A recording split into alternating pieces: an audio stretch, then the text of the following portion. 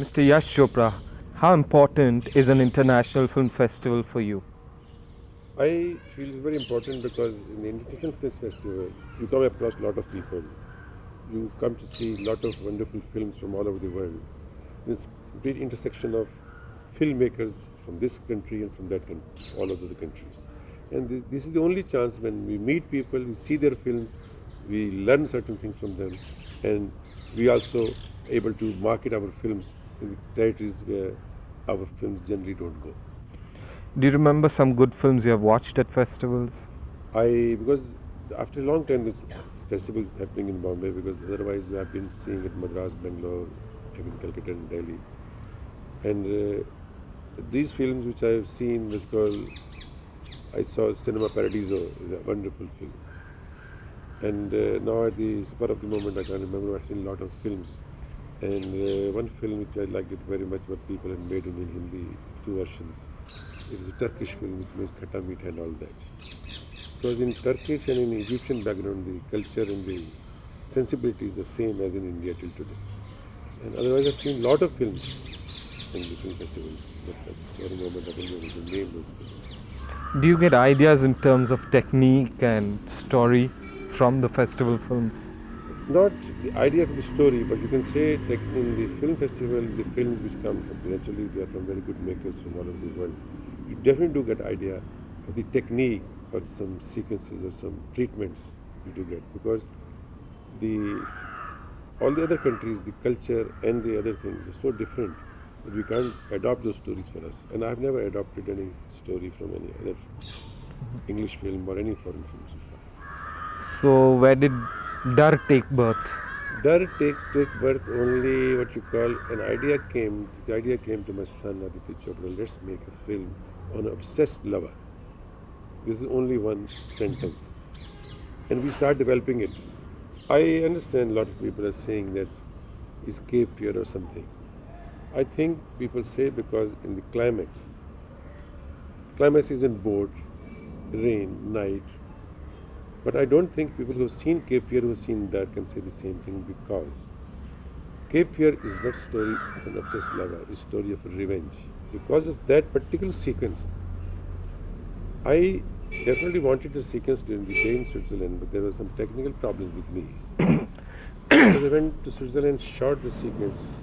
The boat which we were shooting, naturally it belonged to somebody, they wouldn't even dream of spoiling their boat or breaking the boat or anything.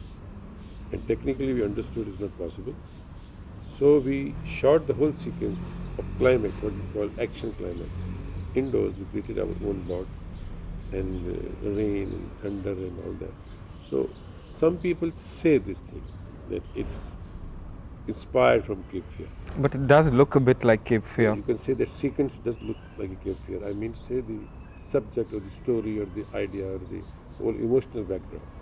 You can definitely say that particular sequence does look like it may have inspired from Cape Fear. But there were other titles mentioned too: Love, Hate, Love, Unlawful Entry. Were you at all familiar with these I've films? seen all these films, Unlawful Entry and Love, Hate, Love. But if you just compare these three films, I saw Unlawful Entry after the release of that. I don't remember when it was released abroad, but I saw after the release of that. Love, Hate, Love I've seen about 5-6 years back. But my inspiration is not from those films at all. If you could say, because a filmmaker, what is the filmmaking in direction? Something subconscious somewhere. He may have read something, he may have seen something, he may have seen a film, he may have met some gentleman, he may have come across an accident or happening. And it remains subconscious and something sometimes somewhere comes out. But what I say that a deliberate effort to make a film, it's not that. It's just, we thought we should make a film. I generally make romantic films. So every time to get a new angle to romance, it's quite difficult. So when the moment obsessed lover idea comes, we started working on it. And working the climax, definitely, you say, after I've seen the film, it does think people can say that it's been looking like Cape Fear's climax, but not the story or not the theme of the film itself. Did you find it a problem commercially to sell an anti-hero or a negative hero film? Were people skeptical that it would succeed? People were skeptical, and I feel every film is a challenge or it's tension or it's nobody's certain about any film. Big stars or a subject or music or anything. These are factors to make a film run. Music, story or big stars. But they are not guarantee for the successful film. I was only hoping that this film is a different film. The characterization of the person playing negative role, that will appeal to the audience. And it did appeal to the audience. There are maybe a lot of factors for this because I feel that this film, if it would have been released about 5 years back, it may not have done so well. Because of the audience's exposure to the films which they see on the channels, a lot of Western channels which are people seeing day and night. So this sensibility is changing every day. Otherwise, Bazigar or Darr, these films were not having such big hits. Did you shoot that chase scene in a studio, or did you actually manage to go out on locations and do it? Complete sequence was outdoor locations in Bombay itself, in Bandra, Linking Road, Juhu, and this Juhu Palace King. Not a single shot was in the studio at all. Actually, the location we completed the whole chase in 4 days, and I think it came out very, very well. That was the very highlight of the film, chase sequence. You tend to present your heroines in lovely clothes, you make them look very beautiful. Do you end up falling in love with your heroines? I think the director and the heroine two combined things. First question is this, that I tend to present them very beautiful. I think woman is the most beautiful thing. They should be presented as beautiful as possible.